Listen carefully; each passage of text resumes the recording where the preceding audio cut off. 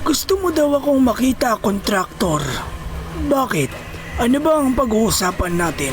Nabalitaan ko sa mga bata ko na isa ka sa mga sangkot na nagtatago ng mga scrap dito. At sinong siraulo naman na bata mo ang nagsumbong sa iyo ng mga ganyang paratang sa akin, kontraktor Taguro? Wala kang may ebidensya para pagbintangan ako. Baka nakakalimutan mo. Alam mo, kasama sa kontrata ko ang mga kalakal dito sa site na to.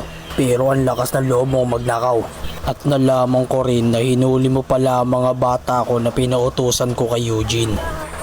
Tama lang ang ginawa ko, Taguro, dahil delay lagi magpasahod si Mr. Valdez. Wala kaming pangmeryenda. Sabihin na lang nating pangkobra lang ng mga bata ko yon. Pangkobra? Ang lakas naman ng loob niyong pagnakawan ako dito sa site. Kahit kailan talaga napakaswapang mo. Swapang na akong swapang. Pero ang akin ay akin.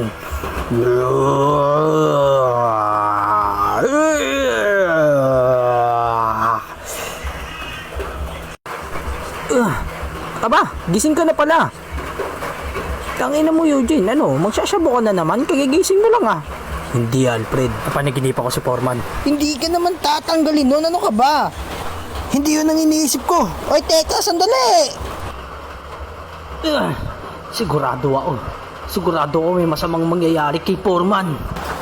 Tatapusin na kita dito, Foreman, para wala na akong kahati. Isusumbong na lang kita sa asawa mo na kabit mo ang safety ditong si Charlene. Tatapusin na kita ngayong araw bago mo pa yan masabi sa asawa ko, Jeremiah. Sinasabi ko sa'yo.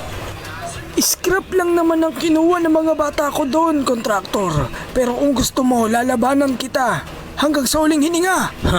Tama ang desisyon mo. Mamamatay ka na! Humandaan na ngayon, Foreman!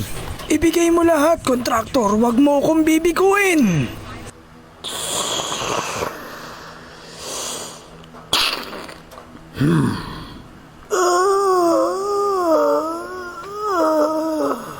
Foreman! Si kontraktor pala. Niligpit ko na siya, Eugene, para wala na tayong sagabal.